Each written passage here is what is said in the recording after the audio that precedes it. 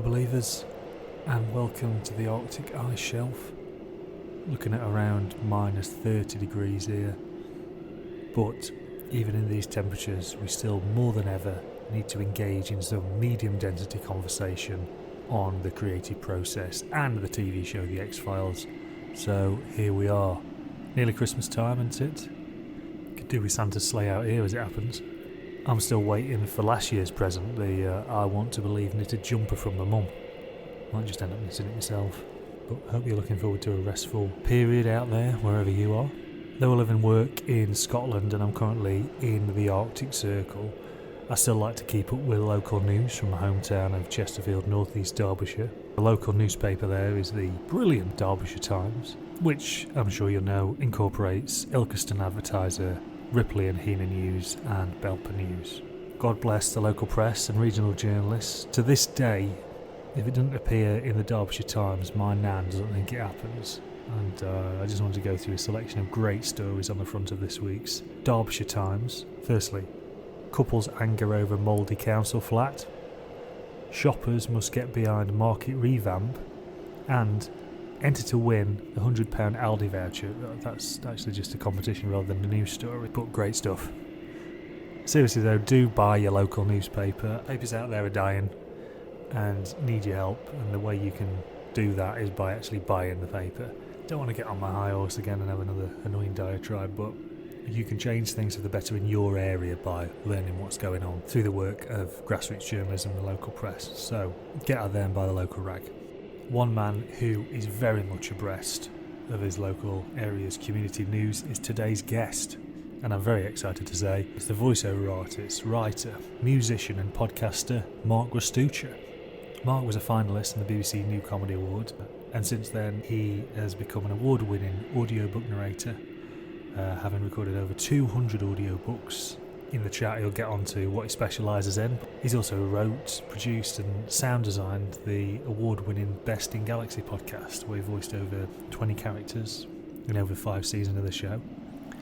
In the chat, Mark talks about living in Essex and navigating the Billericay Facebook page, work as a voiceover artist, many a war story from his background in stand-up, the dark web, his love of Star Wars, narrating alien romances, sorry, that's a spoiler, and of course we get time to speaking about The X-Files Season 2, Episode 16, Colony, in which Mulder and Scully investigate the murders of human clones working in family planning clinics at the hands of a shape-shifting assassin. Also get a return of Mulder's younger sister Samantha in this one. So it's a jam-packed episode in all respects. Had an absolute blast speaking to Mark again. Every time I run into him, it brightens my week, and I hope you enjoy this roller coaster. I mean, it's not really a roller coaster, it's fifth gear all the way. It's more of an express train of joy. What are you talking about? The temperature, minus 30 degrees, has gone to my head, obviously. Get on with it. Anyway, here we go. As always, if you like our show, please do leave me a message. Subscribe. Review, follow us on X, Instagram, YouTube, Threads, TikTok. I'm probably down the local pub talking about it, so come up and talk to me. In the meantime, in this case, trust everyone. Here's Mark.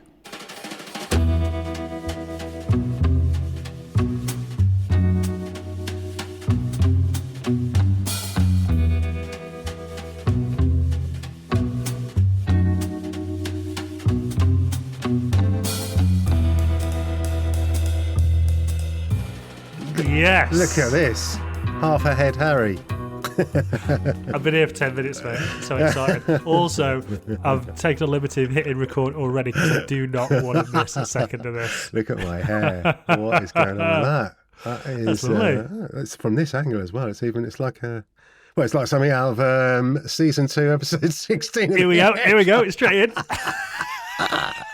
How are you, mate? How's things? I'm really well, mate. Yeah. It's, life's good. I'm living in Essex now. I told you that. Did I tell you that when I saw you last? When we bumped into each other at a dear friend's funeral. Yeah. Loved it. First thing you said was, "This is not going to be the last one of these." This is just the warm up. This is an hors d'oeuvre for what's to come. Oh, so much death. It is, isn't it? Yeah. So whereabouts in Essex are you? Billericay, of course I am. Right. Why would I not be at the most ridiculously named town in Essex? What's that like? I mean, I only know that from Gavin and Stacey, I guess. Yeah. I don't watch Gavin and Stacey, so I've never heard of it before. Well, actually, no, I have heard of it before because we had one of our mates that we used to work with when I used to work in an audio studio. He used to live in Billericay. We were like, that's not a place. And it turns out it is. What's it sort of known for then? Is it like, has it got any industry there, or did it used to have? Yeah, it's got a really good discussion page on Facebook. So there's lots of lovely little characters in there. So if I was still doing stand up, I'd be having an absolute blast. I'll probably do a show about it. It's nice. He got some amazing people in there. Sharon Ozzy Osbourne. Oh right, is one of the people that pops up regularly in there. Who's this? There's another one as well. The questions they ask. Yeah, what they're moaning about. Well, they're moaning about, though, obviously bins. That's a major thing in adult life, isn't it? And there's a guy who writes a story. Bless his heart. I mean, he's writing this story about championing women. Just he believes in women. He loves great. women. Well, great. It's better than the alternative, isn't it? There's definitely he has some sort of problem somewhere. Right. With his brain, I think. But bless him, he writes a story every day. And I think people have just sort of learned to go, okay, that's this just sort of happens, doesn't it? But then occasionally someone who's just moved to Billericay has joined this discussion page and takes a picture, just says something horrible, and everyone just goes, shut up, you twat. And but I really want to write this book for him. Yeah. Is it not a bit like... Go on. It's called The 11 Swans.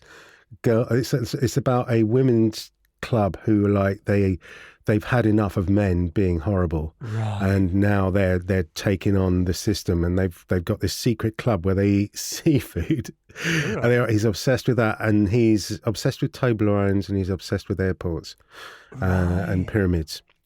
And she's undercover. She works at the airport, the leader, and she's got like a pyramid dispenser perfume bottle. I don't really know how that. So he's putting this up, is he? He's putting these like chapter every day, right? And he can't spell or write or anything like anything vaguely. Well, he can write something vaguely coherent, but it is really like so at the end of it, he'll put great story right. great fun story, right, or something like that. That's what we're dealing with. But it's fascinating to watch. Yeah, I mean, he looks harmless enough. I think he's married as well. Right. Not sure what his wife's like, but yeah, he's just one of those guys. I just wish I'd see him in the high street. Yeah. But I was at the gym the other day. I was like, that might be him. But then I thought, no, it's not. He's not going to be. What's he going to be doing there? Yeah, don't meet your heroes either. Training with old Stucci. Yeah. No. Do you frequent that chat board quite a lot then? Because I remember the good old days, this must be 15 years ago, of like spending afternoons on Facebook, just, in your words, pissing away afternoons on Dossy laughs. And it was... That sounds like an exact quote that you've pulled out of 2010. It has gone into my brain and it won't leave, along with a couple of your other lines. But... yeah, well, my wife put me onto it because she's lived in Billericay all her life, and it's a real kind of like, just one of those things. We just go, oh my God, look, she's just popped up again. She's like, look what they're banging on about now. There's some roadworks that they've left the road closed sign out for weeks, and people are just up in arms. It's like, well, just move it off the road. Yeah, no one's going to pick it up. And then these counsellors get tagged all the time, these poor bastards. You just think, oh God, he's just going to be... And they always have to answer as well. Yeah, they have to write a note back, don't they? Really sorry to hear about counsellor. What do you think about this, counsellor? I bet he's like, oh my God. Well, we've had a great thing in Edinburgh. This is where I live now, this weekend. Oh, right. I say great, I might rearrange that, rephrase that. Apparently someone got decapitated on Cowgate. right? Fuck. So, but I was trying to get to the bottom of, because I'd heard like head found on Cowgate. So I was like, Wow. has this person been decapitated on Cowgate, or have they been thrown out of a car? But the worst thing was, because the police were like, please don't share footage, there's been an incident. They were saying it was a road traffic RTA to start with. It wasn't that. And apparently these poor bastards on a Saturday night, revelers, in the words of the Daily Mail, were walking around and thought it was like a Halloween prop. So one guy was like, picked it up and then realised it was actual live detached head, and then other now folks he's are just done for murder. Other people were just like kicking this head round, thinking it was like a Halloween prop head, probably taking it to the Banshee Labyrinth, get it mounted. It's like, Jesus. but you were like, I don't know. Do you know what happened then? No, we're still trying. What's the outcome? They're still looking into like what it is. You're still investigating. Yeah, but I think it's like, I think it was quite an old. He was like 74 or something. This bloke.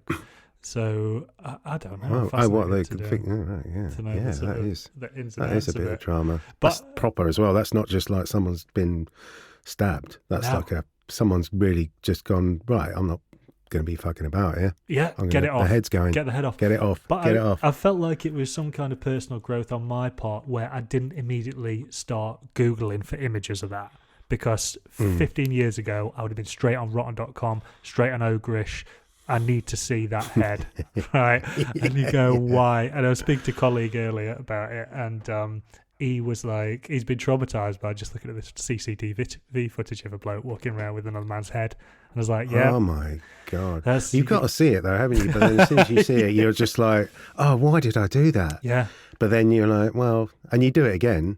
If another head came off in a couple of days' time, you'd be like, and there was footage available, you'd be, well, yeah. I think it's just the human death. Just needs to know about that sort of thing. It need to just tick that off and then go, oh God. Yeah. But I feel sorry for the younger generation not having, access to. Well, I suppose they do. If you want to see a man's head chopped off, you can see that, can't you, on the dark web? I suppose you go on the old dark web, didn't you? Yeah. Terrifying. Have you ever been on the dark web? You can't say even if you have. People will be like, right, because you're not. Is it legal to go on the dark web? I don't know if it is. I'm terrified to go on the dark web. I'd never go on the dark web. Yeah, absolutely terrified. It's like, why would you be going on there? It's like your man from The Who, and he's like, "Oh, I'm just researching being a wrong un." I was like, "No, you're not, mate." You're not. Yeah, you're on that dark web for a terrible reason. There's no good reason. Yeah. You're not going on there because you're trying to find a discontinued flavour of Yazoo milkshake. Are you? Quite. Where were you from originally? You're from around Billericay then, and you've come No. I've never been to Essex before, apart from a few gigs. Yeah. No, I grew up in Surrey. Right. In leafy Surrey, and I've got a Sicilian father, which accounts for the surname. And then my mother was English, ironically looked more Italian than my father, who's got ginger hair, weirdly, for a Sicilian. But yeah, he sort of left before I was born, so I grew up with my mum and my stepdad. And in Surrey, moved to London sort of when I left home, lived in Tooting, lived in Chiswick, as you probably well know. I used to boast about that quite a lot. Yes, yeah. And yeah, then bought a flat with my best mate in Croydon, which was just, horrible. Not Croydon itself, well, Croydon itself, obviously, but just the flat, the management company were just vile specimens, right, just a nightmare. So we sold that, and sold it. I think it was a couple of years ago now. We sold it, and God, what a relief to get rid of that thing. And then, but yeah, I've been living in Billericay for since COVID-ish time, really. Yeah. So yeah. Is your wife from there, you say then? Yeah. She's born and bred Billtown. What does she do then, your partner? She's a gardener. Is she? Yeah, she is. Everyone gets really excited. Incredible. I mean, yeah, because it sounds like the ideal job to it. You should see my garden is amazing. Right. Yeah, it is. She's got one of her clients has just given her an not just, we've had it for a couple of years now, but she wanted an allotment really badly, and our garden's sort of not big enough for an allotment. But one of her clients said, well, just have some of our land, and just gave her this big patch of land, and we get all our onions and carrots and potatoes and baby aubergines and all sorts of stuff from there, and tomatoes, and I make I've got one of those little tomato masher things where we make our own tomato sauce and freeze it, and elephant garlic, these massive garlics the size of fists. The thing Amazing. is, it's like, I was just about to say that is another Edinburgh show there, but I feel like comedy comes from a sort of dark, miserable place a lot of the time. Yeah. And it just sounds like you've got a wonderful life. Yeah, that's why I stopped doing it. There's no way I can have this life and do... Yeah, exactly, yeah. Never... I was at the day I finished, I did my last gig, I was like, right, that's it, I'm done. I'm out of here. Yeah. Do you remember where that was then? No, actually. I think it was probably after that horrendous Edinburgh where I was stuck in that venue with the Just the Tonic one, where there was no directions, no pointing to where it was. Right. There was no, I think Mark Simmons was in the room above me, and we were both just going, oh my God, this is just... I think he was doing all right, actually, but I was just having a shocker. And then after that, I just thought, what am I doing? And then I got a really well-paid advert, voiceover-wise. Yeah. And I just thought, no, why am I going to Plymouth for 100 quid? Yeah. Stuck in a car with somebody we don't like. Because it can happen, can it? It can happen. I mean, we had a wonderful car journey. I remember it's one of my highlights of my stand-up career was that car journey. I can't remember where we were going. Me, you, and Tom Webb. And we had taken our shoes off for Detroit and all sorts of stuff. We came up with lots of weird little sayings that made a lot of sense to us at the time. Well, there was one where I think it was semi-finals of some comedy competition in Manchester, and Rachel Parris was in the car as well. But the car was one of your flashy cars and was not big enough. It looked a beautiful car, mate, and don't get me wrong. Yeah, I know. But it was not big enough for 4 or 5 people. So I think Rachel Parris sat on Tom Webb's knee or something, and you were going about, very quickly, let's say, up the motorway, and we were having a blast, a wonderful time. But I remember, in London, someone had cut you up, and you gave them the finger, and this guy had such a breakdown, and he went, "That's his day ruined." I always remember that. Just terrorising Chiswick in your car. Yeah, that sounds like something Kishore would say. Right. Doesn't it? That sounded almost heard it in his voice. Was his day ruined? But good times, and great times. Yeah, so much fun. So when were you always doing the voiceover work, and then you decided to go into stand up, or was it the other way around, or was it concurrent? Well, it was about the same time, really. I was about so I think 2007 I signed with Yak to Yak, who were my agents for years. It was only because the company that I worked for at the time doing audio work, they went under without telling us that they were going under, and it was just a horrible time. So I just panicked, and because I've been recording people doing voiceovers for years, and I was always very jealous of the amount of money they had. Right. And I just thought, because I learned so much from the directors and everything, because I'm doing it all the time. So I was like, I can do this. I know how to deliver stuff. And I panicked and revoiced about 12 adverts that I've been working on doing the audio for. Right. And just sent it out to a load of agents. Didn't hear anything back for 3 months after I'd been made redundant, and I think we had a sort of 3-month lull. I was doing a bit of freelance audio stuff. And then, Yak phoned me out. I said, we just found your CD on our desk. CD is a little round thing that used to have audio. Yeah, my son had got no idea the other day. He said, Dad, what's that round thing? And I was like, my Christ. Oh, my God. Yeah. But they understand what vinyl is, don't they? That's making a comeback, isn't it? Yeah, that's what the kids listen to these days. They found my CD. They said, we just found your CD on our desk, and you've got something that we really want, that we don't have on our books. So Amazing. Do you want to come in for a meeting? And I was just fucking yeah, because Yak to Yak, the biggest, the best agent in the country. Yeah. So yeah, and that's it. And I got signed to them, and then I just started doing that about 2007, which is just maybe just after I started doing stand up. Right. Because do you know Rupert Magendie? Yeah, who's like head honcho at the BBC, isn't he? These days? Yeah, well now he's like got quite established at Baby Cow at the moment. Right. Working on lots of Alan Partridge stuff, and yeah, he's like one of my oldest friends. So we kind of did this thing. Well, he started a night called Not Too Bad, which was something that we used to say to each other when we were younger, which just meant not too bad, but we just used to say not too bad, and that's where the name comes from for that. And he started this night, and he said, "Look," because we were writing sketches together for years and just getting nowhere, and he just said, let's just start doing stand-up. Yeah. And then I don't know if you remember, maybe it's just before I met you, Albert, do you remember Albie and Gray? Yeah, yeah. I wasn't like majorly friendly with him, but I sort of knew of him. Yeah, so we did our four-hander at that Jekyll and Hyde in Edinburgh. And but that was the first kind of Edinburgh we did. But I've been doing it, I think, for about a year at that point. But yeah, it was... and they sort of ran concurrently because it was good because I was doing audio freelance work, and then I could go, right, I'm not working today because I'm going to some shit gig somewhere. Yeah. And then obviously voiceovers would take priority over everything, and you're only in there for like an hour or so anyway, a couple of hours max. Yeah. So it was all worked itself out quite nicely. And then, like I said, I got a big job. When you get a big advert, then you don't really have to do much. So how do those voiceover sessions work then? Because obviously I'm aware of Toast to London, that kind of glimpse into that world. But it can genuinely be like that. Can it? Yeah, it can. Depends who you get. I mean, I had as you know, I'm quite sort of I don't really do small talk.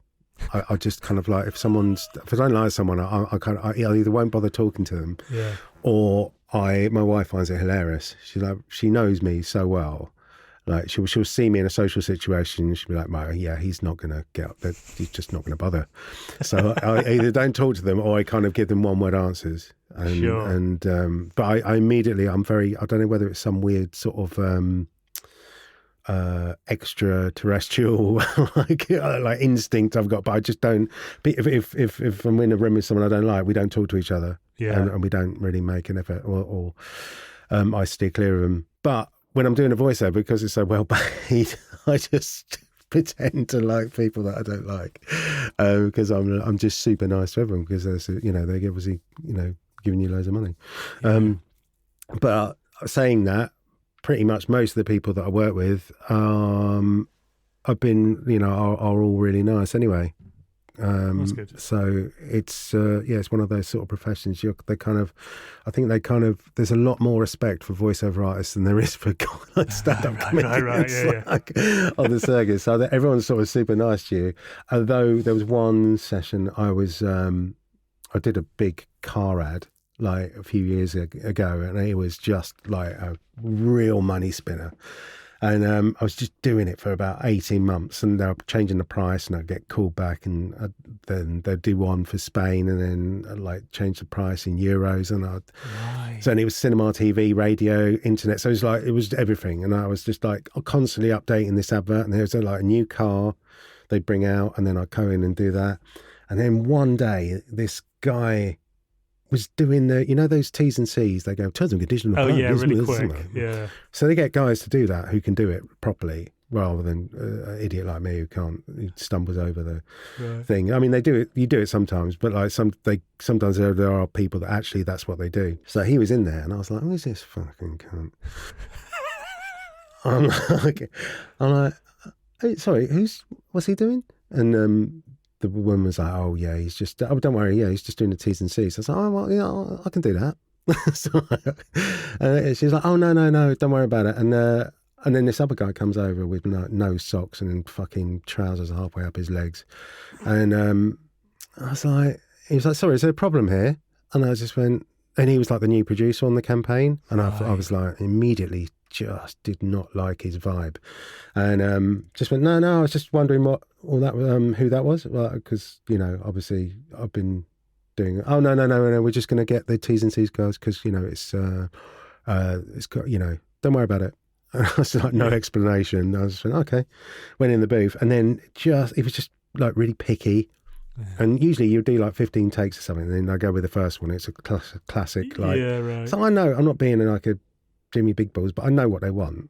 Yeah. So I'm like, well, that's what you're definitely going to go for that, and then I'll tweak it a little bit and pretend to do something different, and then go back to the original, and they'll be like, yeah, that's really good. But he was like, nah, mate. Yeah, I don't know, and it was like going quiet. So you look at him, you can see him sort of talking. Hand gesticulating, and you're like, well, yeah, here we go. And I can't remember what I said. I think I made a joke about a mam or some sweet. Or I dropped, and he gave me a sweet, and I dropped it, and he sort of went, and I just went, fucking, like, as I was going down, I think he saw my face. I can't hide my anger. And I just said, oh, fucking, pretty bad, or something like that, because I dropped the thing. And, just, that was the last thing I did for them. Right. Wow. And I knew it was the vibe I was getting off this guy. I was just like, yeah, you don't like me. I don't like you. I'm not going to be working on this again. Yeah. It's just a real shame. Yeah, because it can just go as easily as that. And then I did a massive Bird's Eye campaign. And I thought, this is going to tide me over for ages. Yeah. And it was for a green cuisine. Literally, all I had to say was, Bird's Eye Green Cuisine. Welcome to the plant age. Lovely. And that was it. Yeah. And it was for vegetarian, vegan meals, like veggie burgers and stuff like that. Anyway, I went in, got on with them so well. I was like, oh my, yeah, this is great. It was all one of those dream sessions. Like, I was in there for a 2-hour session as well, so you got 500 quid for the session. Yeah, it was like something like 10 grand for a buyout for like 6 months or something. Wow. Oh no, was that a year? No, that was a year. And then they renewed it for another 3 months after that, and they gave me another like 5 grand or something. Yeah. So for doing nothing. But I was like, this is brilliant, because this one of them Birds Eye, they always make this stuff, and they really like me, so they definitely going to get me back. And this is like an ongoing campaign. It was like 2 kids, animated kids, going, Daddy, why are you getting this green cuisine when this is happening? I don't know. It was just like it was sure. Kind of, the kid was the smart one telling the dad that they were wrong about something. Yeah. And he was giving him, but it was, it's like a cute little animated thing. But somehow they got it so wrong that I went onto YouTube to have a look at the advert. I think I was showing someone the advert. I was going, this is me. And I just literally just do the tagline at the end. And the comments, really? It was unbelievable. How dare you, Green? I'll send you the link. It's hilarious. And it was just like, it's so offensive what you've done. You just misjudged this Bird's Eye. You're patronising vegans and veggies. It was like really bad. And I was like, well, that's not going to happen again, is it? Fuming, absolutely livid. That could have been a nice little earner.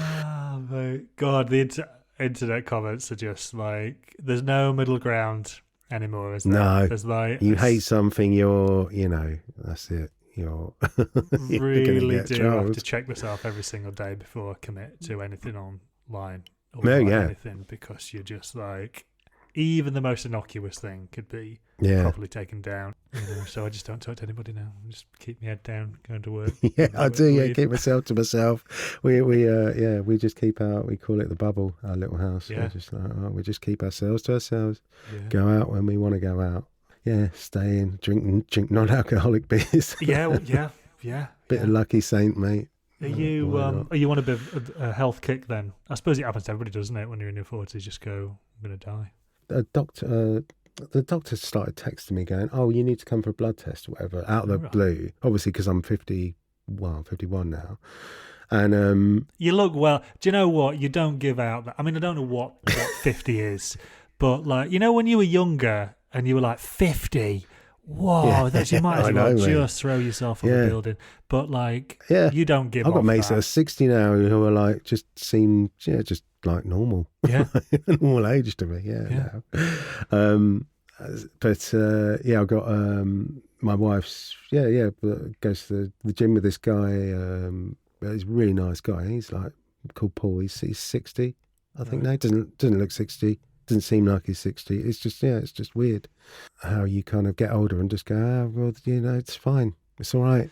But they said, I'll come for a blood test or whatever. And then, so I went for a blood test, and they do kind of everything. And then it came back and everything was borderline. And I was like, shit, borderline ring doctor. And I just went, fucking what? And because I'm not a boozer. I don't really like, I'll have a couple of cans on a Friday night. Yeah. I'll go out with maybe Hardcastle and Patch and people like that once every couple of weeks and just have a few beers. Yeah. But I don't drink at home normally or anything like that.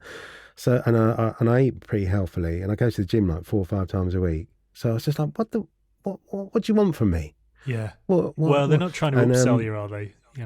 Get you down to the surgery. I phoned and they were like, oh no, it's fine. Everything's fine.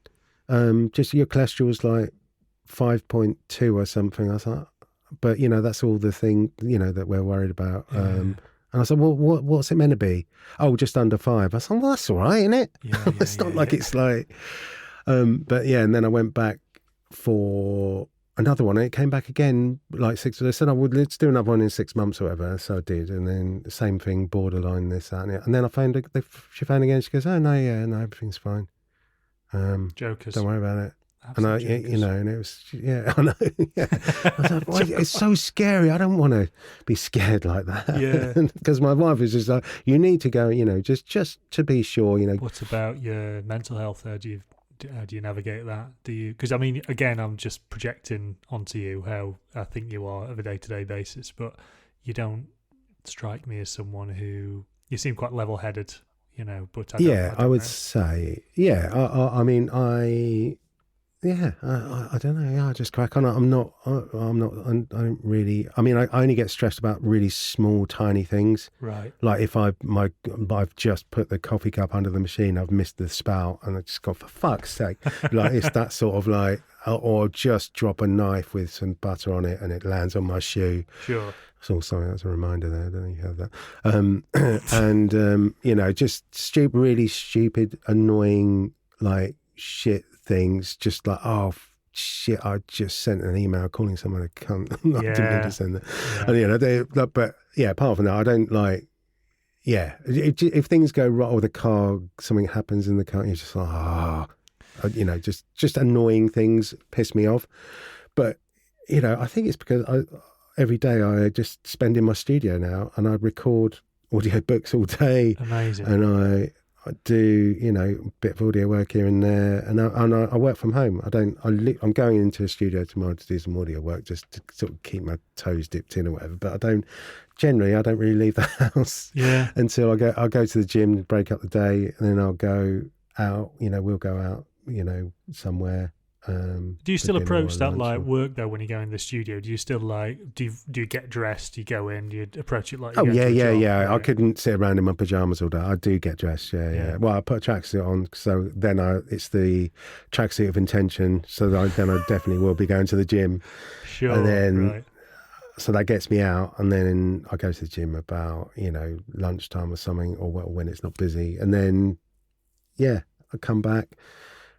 Get dinner, because I do all the cooking here, so I get dinner ready for when my wife comes in. Right. Every night.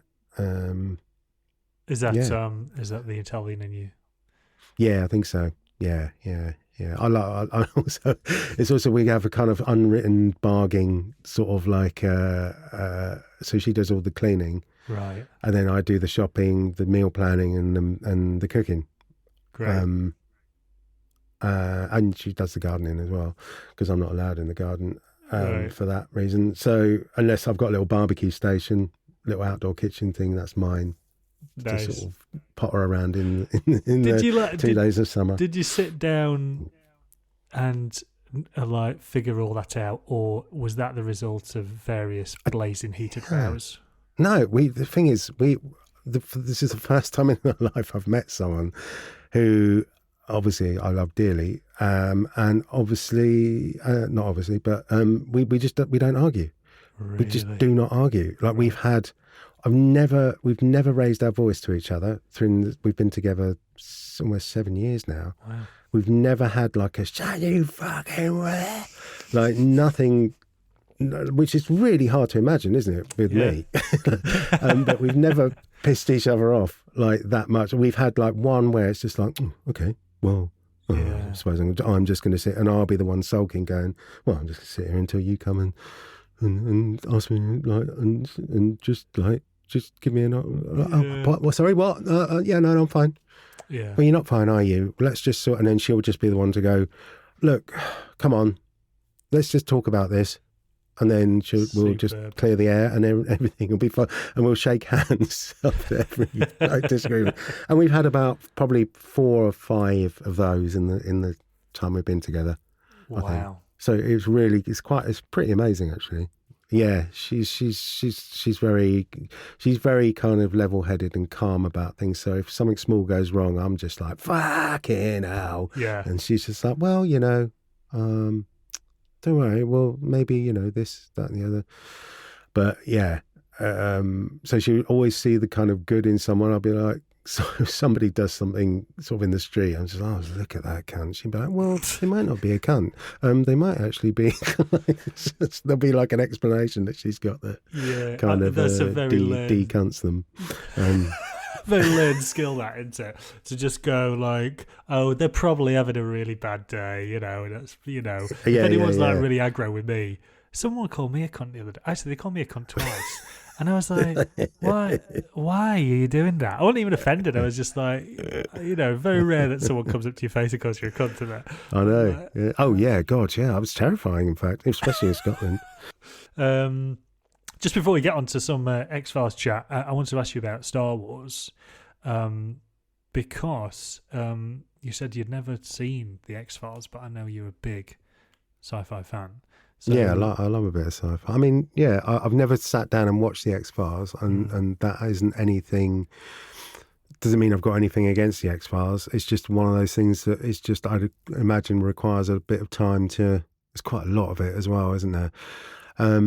But yeah, Star Wars, obviously, I grew up with. I was at the cinema when it first came out, and I just loved it. Loved all the creatures. Loved all just the whole world of it. Is the dankness of the nothing works properly like it's supposed to. Right. It's all the engines are all kind of secondhand, and I just love the rugged kind of space westerny vibe, and obviously everyone wanted to be Han Solo.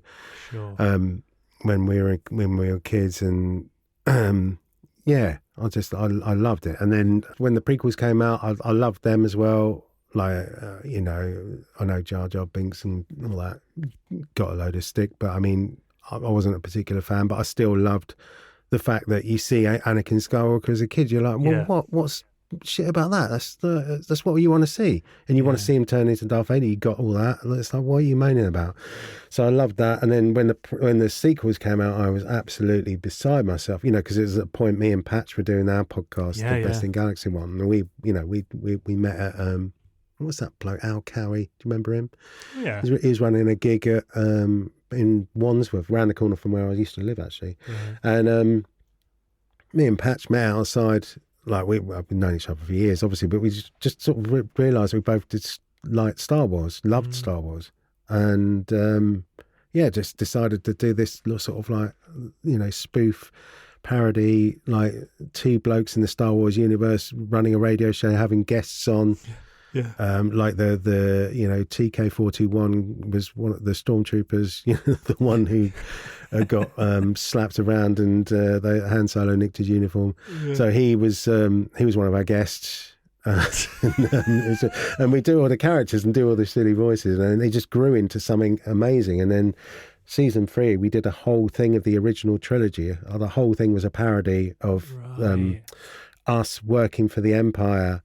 Not realizing that we're just like cleaners for the Empire, and we made everything in Star Wars happen for the original trilogy. So we had like really good mates with Darth Vader, and it was a really good little series. Great. And we were trying to make because our universe, we were living in the Star Wars universe, and I think the story was it was diminishing because George Lucas hadn't written Star Wars, right?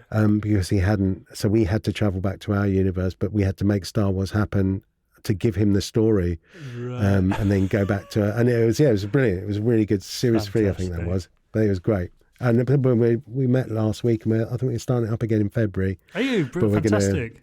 Yeah, but it's then it kind of morphed into its own thing, really. We took all the characters. Paul F. Taylor was in it, who was just stratospherically good. So what did you think to this then? I mean, the X-Files episode we're going to talk about is season 2, episode 16, Colony. And it kicks off, before the credits, we get a voiceover from Mulder talking about his sister. He's been taken. He's still on a quest to find her. We get some shots of helicopters at night, and then we realise that this is a kind of flash forward to what we're going to see later on down the line. Mulder's being rushed into an emergency room in what looks like a military hospital. Now I get it. So the guy at the end, who was obviously so he'd attacked Mulder and put him in that state. That's it, yeah. Okay. But we didn't see him actually attack him. Yeah, I mean, I realise this is a tricky one. Yeah. So he was in the same state as the guy in the car, boot of the car, wasn't he? Yeah. So this is a two-part to this, and right. Okay. I mean, we can get into spoilers, obviously, because I think people who listen to this podcast have probably watched it 3 or 4 times. Big old fans of David Duchovny. Yeah. But yeah, we get so the end of that pre-credits sequence. Scully trying to bust in and see what's happening with Duchovny. He's in a warming bath because he's frozen to death, and then she says, "Don't throw him out. Keep him cold. It's the ice that's keeping him alive." Yeah.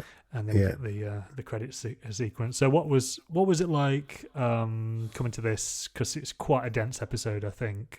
If you're not, to be plonked right in the middle. It was all right, actually. I mean, I wasn't. What was the word? Overwhelmed, like oh God, what's going on, kind of thing. I knew I could just go, okay, right, okay, this is happening. And also I was quite pleased to see the guy who played the night slasher in Cabara, in Sylvester Stallone's Cabara, didn't he? He was the baddie in that. Yes, the guy Brian with the injection. Thompson. Yeah, Brian Thompson. Name? Yeah. Really, he looks like he's got like a pair of tights over his head. Yeah. He's got very weird features, isn't he? He's in a film called Hired to Kill by a director called Nico Mastorakis, and you get a chance to watch this.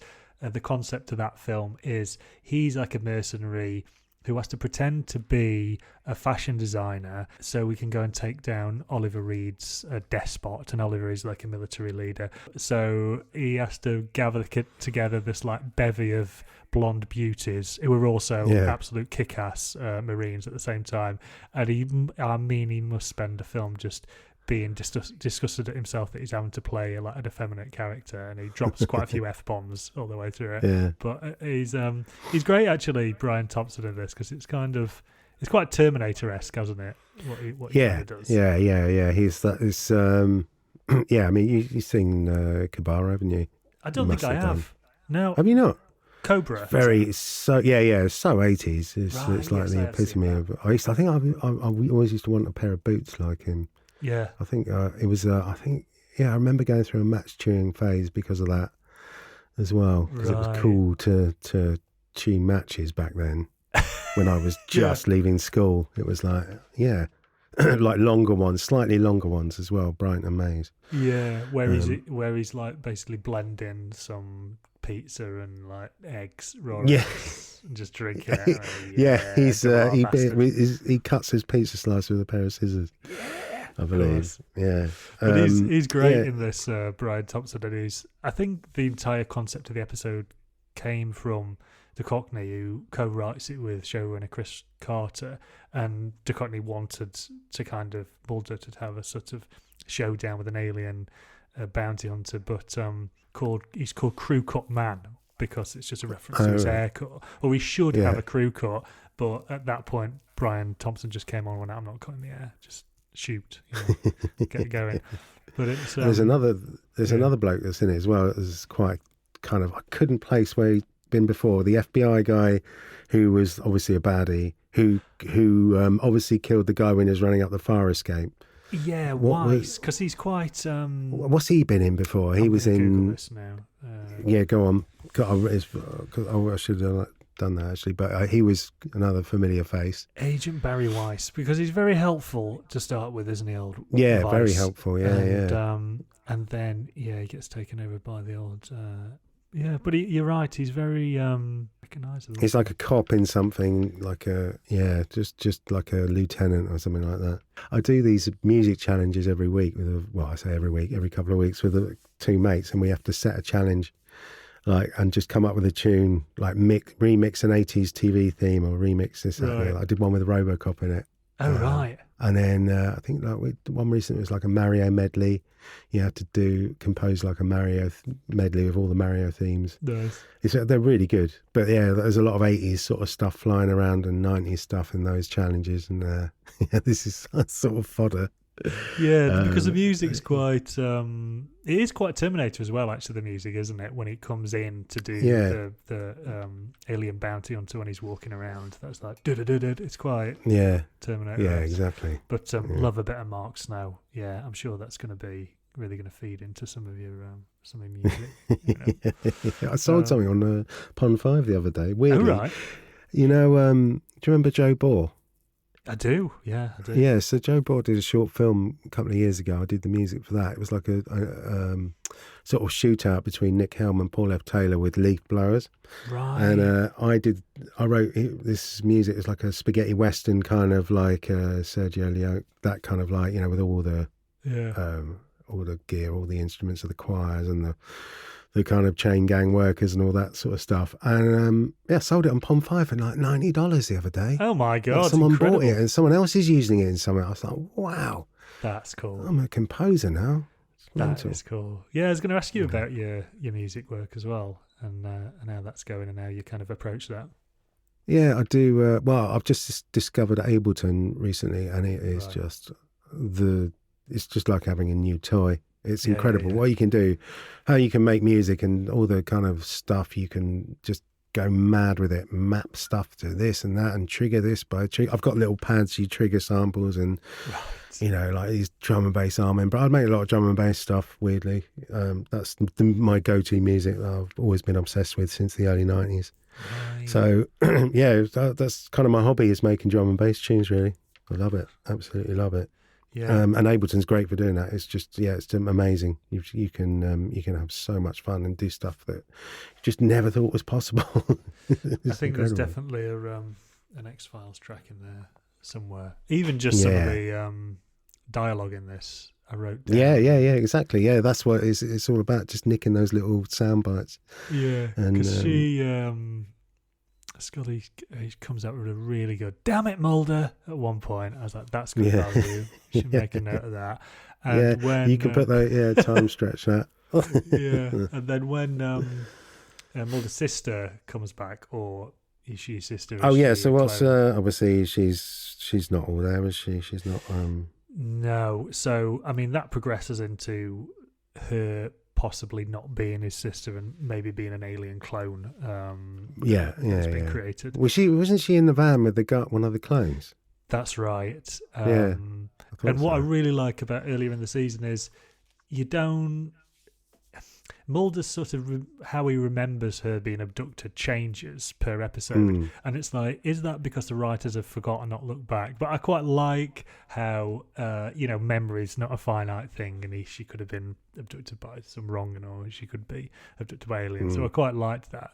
But it's great when he turns up at the house, and then his mum, who's bedbound, gives a really like dreadful line reading where she goes, yes, really? I was just about to say the mother and the father are just, it's like someone's got the casting person has just gone, right, okay, you're going to be a classic like American mother, and just really just like what you've seen in the Waltons, that. And then and then the dad's like really kind of like standoffish and a bit weird, and I thought, oh, is that the smoking man that everyone talks about? No, but it's obviously not, is it? Yeah, he's but he was just having a cigarette, just being a real kind of like no emotion to his son. Yeah, like facts. Well, he's a great character. Yeah. But there's like, when his mum's like looking out the window at the sister, and she says, "It really is her, isn't it?" And they go, "Oh, come on." help us out here a bit.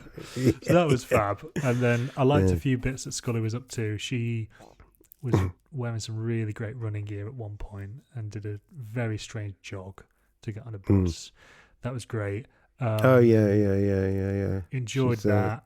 And there's a point where, towards the end of the episode, Mulder rings up the motel where Scully is staying, and then the guy hangs up and just very quickly forgets the phone call and forgets the message has been asked by Mulder's like, right, her name's Dana Scully. She's going to be staying there. This guy hangs up and goes, right, yeah, I know. But I thought, oh, maybe she signed in with a different name. Could be. Because his pencil breaks, doesn't it? And he's just like, oh, that's what's distracted him. Yeah. That's fair. You know, we'll have bad days from time to time, don't we? I know, yeah, he's fucked that right up. Do you think you'll watch some more X-Files off the back of this, or has it totally put you off? No, not at all. No, if anything, I'd probably watch the one after this. It's just having the time to watch another thing, isn't it? And because, I mean, we're desperate for stuff to watch, but I know that my wife would not want to watch a sci-fi series. There's no way. I'm obsessed with a program on Quest Red called Murder on CCTV. It's consistently great. It's so great. I love it. Well, that's another one. The decapitated guy will be on in a bit, isn't he? Yeah, it's good. The narrator's really cool as well. I really like the narrator on it. What are you doing the rest of the day, Mark? I'm doing an alien romance. I'm narrating. I'm going to start that. I do loads of that. So I'm a romance kind of go-to guy. Which, I've built up a very solid reputation for romance, especially gay romance. Really? Great. Believe it or not, yeah. I can't believe we haven't covered this, actually. How have you carved out that niche for yourself? Well, during COVID, I kind of like, I set up my home studio here and then just kind of spent loads of money on it. And because everyone was doing voices from home. And this romance author, she was a gay romance author called Jack L. Pike. And she got in touch with me and she said, would you like to do, your voice would really suit my characters for my book. So I went, yeah, I'll have a look. She said, let me just warn you, it's like there's lots of bondage in it. It's like really dark and like some really fucked up shit goes on in it. Great. So I said, yeah, even better. Let's do it. And then I did her a little sample and she was like, oh yeah, definitely, 100%. Yeah, did the first one and then everyone loved it. Like all that kind of crowd. It's like gay romance is written by kind of middle-aged women. It's read by middle-aged women. That's the kind of sort of like what I gather the sort of fan base. Right. And and it was like the community. They're so like accepting and just warm and nice. Like nothing like stand-up audiences. Oh yeah. And they love everything you do. And anyway, so she recommended me to a few of her author pals. They started using me for certain bits and bobs. There's an author I've been working with for years, Garrett Lee, and she's like, we become friends through doing this, and she's, will always insist on using me. Yeah. So I think Tantor Audio, who I do loads of stuff for now, like she said, look, I want him to do my book. So I got on with that big publisher, and then obviously that snowballs into people start hearing about you. And fantastic. So I specialise in gay romance and romance, and then I do other genres as well. Like so I'm doing an alien romance one. So when you say alien romance, presume it's a human falling in love with an alien and not two aliens? Yeah. So the girls are kind of marooned on a planet, or they've been abducted, and they fall in love with these aliens with two cocks. So that's that's genuinely superb. Yeah, there's and they're really really really really good fun. Like she's like right, like the aliens are the fellas, the male characters, they're very kind of sort of childlike. Right. So they're very, but they're really funny the way she writes them. It's really and she does great out of them. Like I do like 2 books a month for this client, and they're great. They're so much fun. Believe me, is written and edited by me, Chris Boyd, with production support from Steve Marshall. The music is by Johnny Boyle, and our logo is by Russ Brown. If you like the show, please do hit subscribe wherever you get your podcasts, and we'll see you out there next time.